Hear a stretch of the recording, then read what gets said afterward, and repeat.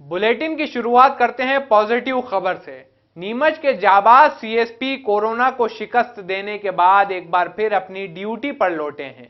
इस दौरान the live express ने श्री शुक्ल से विशेष चर्चा की, साथ ही उनके द्वारा किस तरह जिंदगी इस दौरान बसर की गई, इस बारे में भी जाना।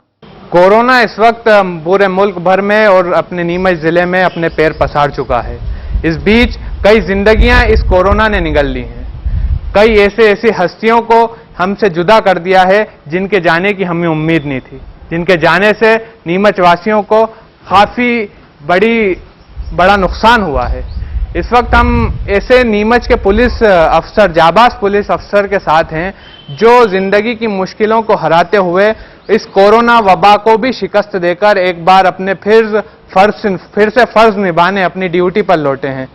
द लाइव एक्सप्रेस के साथ मौजूद हैं नीमच सीएसपी राकेश मोहन शुक्ल जी। सर, आपका द लाइव एक्सप्रेस में स्वागत है। बहुत बहुत कोरोना वबा को आप हराकर एक बार फिर लौटे हैं, क्या आपका एक्सपीरियंस रहा है और किस तरीके से आपने इसको हराया है, हमारी जनता के साथ, हमारे दर्शकों के साथ शेयर कीजिए। देखिए, दिनांक 23 तारीख को घर में मेरा जो बच्चा है उसको 1-2 दिन से खांसी थी, तो चूंकि हम इसी माहौल में रह रहे हैं तो मुझे ये शंका हुई कि इसको कोरोना हो सकता है, तो उसका टेस्ट कराया, रैपिड टेस्ट कराया गया, तो उसमें उसको पॉजिटिव बताया। तो फिर हम लोगों ने भी, मेरी घर में भी हमने टेस्ट कराया, तो हम लोग भी पॉजिटिव हुए।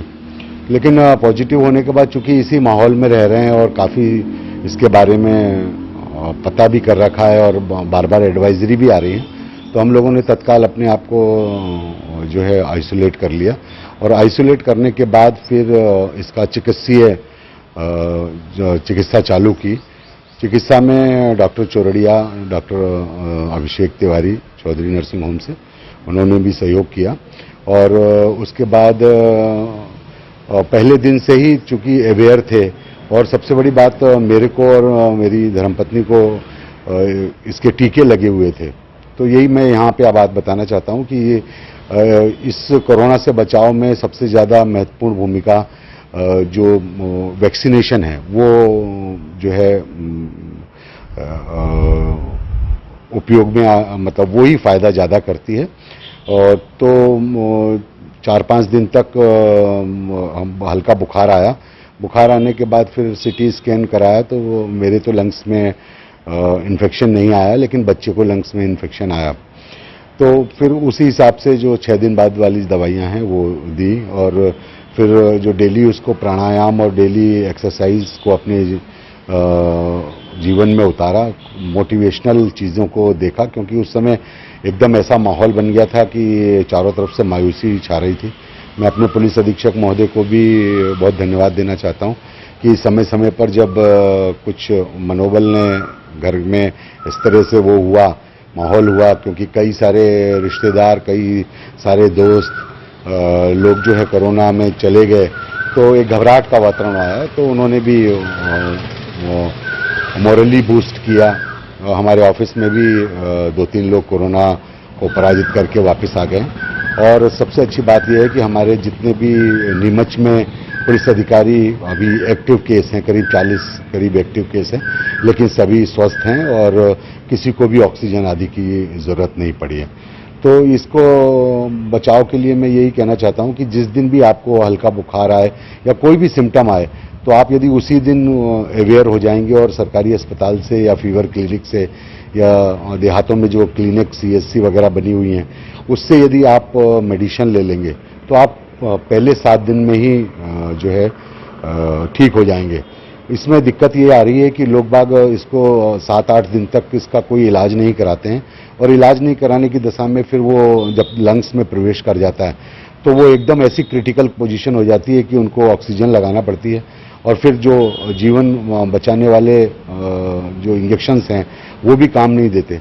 तो इसमें सबसे मेन चीज़ यही है, वो मैं सभी लोगों को ये बताना चाहता हूँ कि मेन चीज़ ये है कि आप जितनी जल्दी इसको पहचानेंगे और जितनी जल्दी सरकार के पास सारी दवाएं उपलब्ध हैं, सारा का सारा किट उपलब्ध है, आप इसको पहचानें और तत्काल जो है रश करें। बनस्पति इसके कि 10वें दिन रेस्ट करें और ऑक्सीजन, क्योंकि ऑक्सीजन लिमिटेड है, बेड लिमिटेड है, इसलिए यदि आप शुरू में ही पहचानेंगे तो इससे बहुत आसानी से निजात पाई जा सकती है। सर, क्या आपने घरेलू उपाय इसके लिए किए हैं? क्या गरारे किए हैं या कुछ स्टीम वगैरह ली है? क्या कुछ किया है इस दौरान? देखिए, स्टीम तो हम लोगों ने सभी थानों में भी चालू कर रखी है। स्टीम तो लेते ही हैं, स्टीम और गरारे, वो तो सांस की नली खोलने के लिए और गले में जो कफ जमता है उसके लिए ठीक है। और इसके साथ यदि आपको कफ ज़्यादा जम रहा है तो फिटकरी को घोल के यदि उसके गरारे करेंगे तो ये कफ ज़्यादा जल्दी निपटेगा। लेकिन इसमें ये बात है कि तमाम तरह की घरेलू नुस्खे चल रहे हैं, उनमें नहीं पड़ के अपने को तो ये पहचानना है कि अपने को कोरोना किस दिन चालू हुआ है और इसका एलोपैथी के इलाज लेना है। बाकी इम्यूनिटी बढ़ाने की जो चीज़ें हैं वो आप ले सकते हैं, उसमें कोई मना नहीं है। लेकिन इस चीज़ से ख़त्म हो जाएगा, नींबू से ख़त्म हो जाएगा, ये जो अफवाहें हैं, इस पे ध्यान देना ज़रूरी नहीं है। क्योंकि यदि एक बार यदि आपको 7वें 8वें दिन तक यदि आपके लंग्स में इन्फेक्शन आ गया और आप एक बार यदि आपने बेड पकड़ लिया तो फिर आपके रिकवरी के चांसेस कम है। इसलिए आप इसको जितनी जल्दी पकड़ेंगे कि ये हमको कोरोना हो गया है, और आपको उसका इंतजार भी नहीं करना है, क्योंकि जो NT-PCR टेस्ट हैं वो भी 3 दिन में रिपोर्ट आती है। 3 दिन तक भी हालत बिगड़ जाती है। जिस क्षण आपको लगे या जिस क्षण आपको डॉक्टर आप दिखाएं और आपको बुखार आए हल्का, उसी दिन से यदि आप दवाई लेना शुरू कर देंगे तो अपन इस कोरोना से आसानी से विजय प्राप्त कर सकते हैं। दूसरा है सोशल डिस्टेंसिंग और तीसरा है डबल मास्क। अब सिंगल, क्योंकि अभी जो नई स्टडीज़ हुई हैं उसके अनुसार ये वायरस हवा में रन कर रहा है, तो इससे बचने के लिए अपने को डबल मास्क, और वो भी नाक के ऊपर मास्क, और ठीक ढंग से मास्क लगाएं और थोड़ा डिस्टेंसिंग बना के रखें।